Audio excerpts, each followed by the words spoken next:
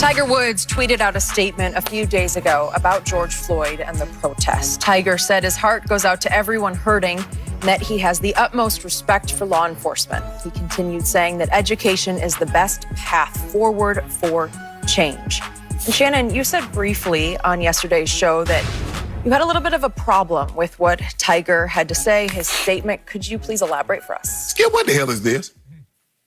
My heart goes out to George Floyd, his loved ones, and all of us who are hurting right now. I've always had the utmost respect for our law enforcement. What the hell is this, Tiger? You could have kept that. So just George Floyd. You don't mention anything else about what's happening in America. What caused this groundswell? You think it was just George Floyd?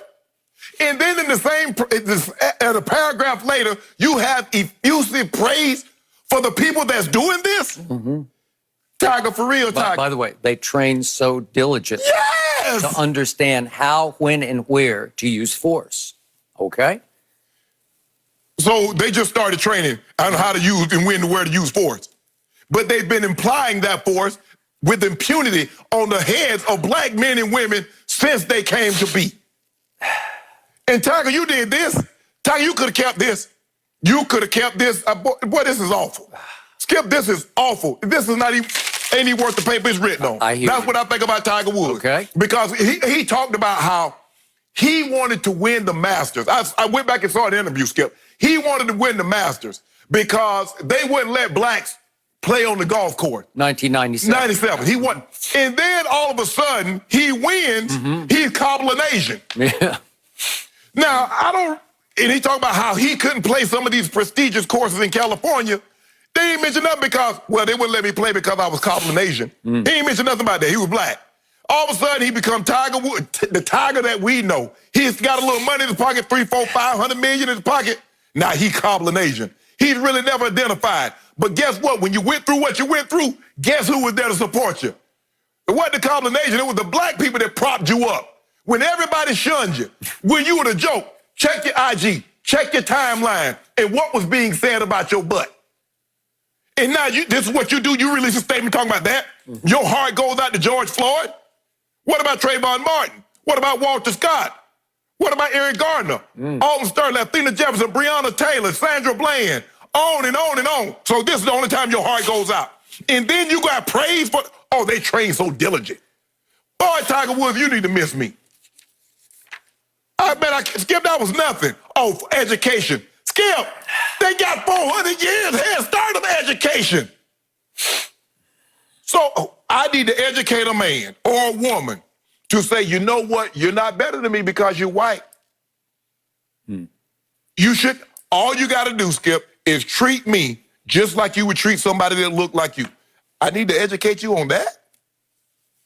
For 400 years, come on, Tiger. You can do better than this. Even Michael, who basically shied away from a lot of political issues, his statement, what did he say? He was very specific, all these generalities that you did, and then you're going to turn around and have praise? I would prefer you keep your mouth shut or keep your pen to yourself. That was nothing. That was weaker than weak. But this fits Tiger. You know, he don't want to get involved because, hey, white people, buy golf clubs and Nike golf equipment and, they play on the golf course. So I don't want to offend anybody. But I tell you what they did do.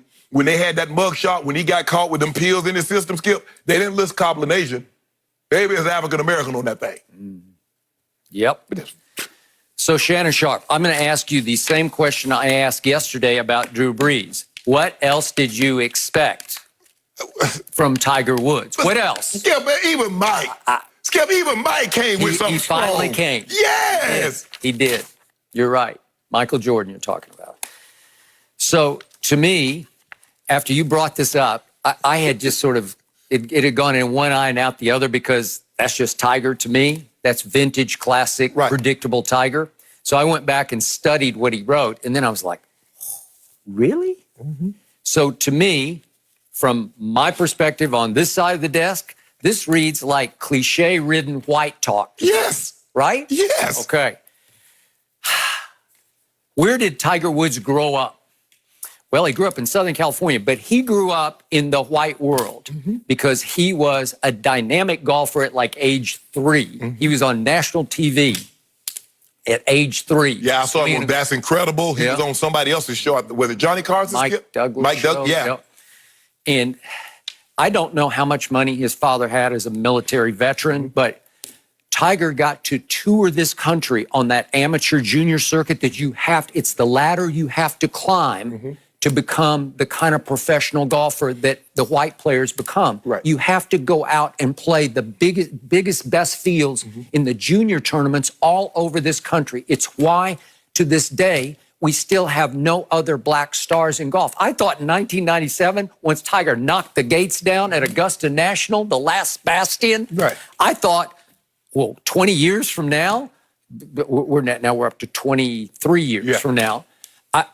I thought 20 years from that date, we would have, I don't know, half the field would be black stars. Seriously, guess how many black stars we have in golf right now? How about none? None. Harold Varner's had a couple of moments, but we don't have, there's not been anything remotely like Tiger Woods, right? That's expensive. It's too expensive. It's just too clubs hard. And green fees. Everything. The travel. You have to go play the premier competition all over the country in the biggest junior tournament. Right.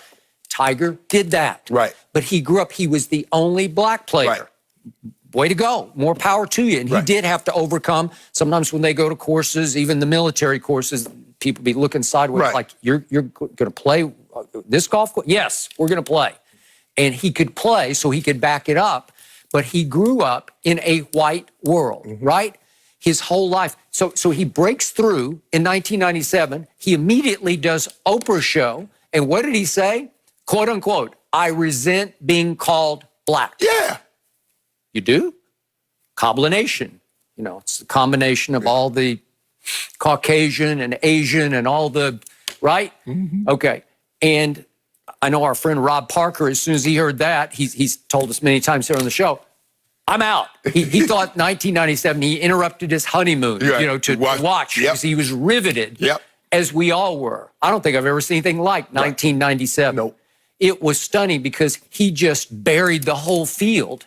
In his first shot at Augusta as a professional, he just wiped out the whole field. And it looked like that's it. And both Jack and Arnold, Arnold Palmer, Jack Nicklaus said, oh, he's going to have a closet full of green jackets. And yet he goes on Oprah, it's just soon after, it's like within the next month, I resent being called black. You do? Yeah. Really? Right. Okay, well, we were embracing your race, right? Right. But no, you resent being called black.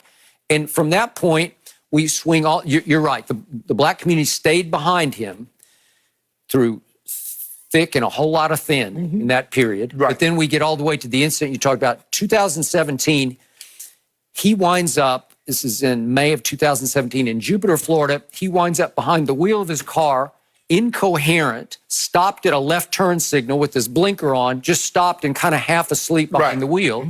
And he gets rolled up on by some police. And you tell me, is that not the worst case scenario for a black man in America? Yes. Right? Absolutely. And yet it's Tiger Woods. So they did have to take him down and book him because that's DUI. That has written all over it. And so they found out in the system were sleep drugs and painkillers. He was off his back surgery, right? But he was treated very nicely, and then he was booked, and then he was escorted home. Well, he got treatment that I don't know if many black men in this country or black women get, right? No. In that circumstance. Absolutely. So I find that highly, painfully ironic. Right. And yet, in the end, we look at this statement, and it's vintage Tiger because we've always said he was Jordan-esque. He always distanced himself from taking any stances, public stances on any social justice issue or black community issue. Right. He's arm's length. Right. So I was a little surprised he said anything. Yes. But you would say better left unsaid. Yes. Yes, absolutely, Skip. And the thing is like Skip, here's the thing. If the police officer takes off that uniform, he's no longer a police. He's no longer subject to having his life taken. But where do I get to take off this black skin? See, I get to be black 24 hours a day, 7 days a week, 365. He working 8, 12-hour shifts to be a police officer. See, I don't have that luxury to take off anything and don't have to worry about having to come into a confrontation. He does not. I do. I'm black. I'm prime shooter brother size. 6'2", black, 240. I agree. Ain't no police officer going to try to no. They're going to try to they're like, nah. You're at least Taser brother size. No, they ain't take, no. They look at me and they're like, oh, he getting caught, he's 6'2", he's powerful, hearing so many things. Skip, you know how they do it. So, I mean, Tiger, you do this, you're going to have praise. This is what we're talking about, Tiger. Little did you know, Tiger, what this movement is about is that we want justice. We want the police to treat us just like they do our counterparts when they come upon them. That's what we want. We want people to understand that, to see us as equal. And you come up with this. That's all you had. That's the best you, and you took time. Skip Michael came out that thing strong, swinging. He said, I'm tired of it. Michael said, I'm tired of it. Skip, I didn't expect that. He said he was feeling pain. Yes! And Tiger come up here with this weak sauce. You wasted your time. An educated man from Harvard, and Stanford, excuse me. Yeah.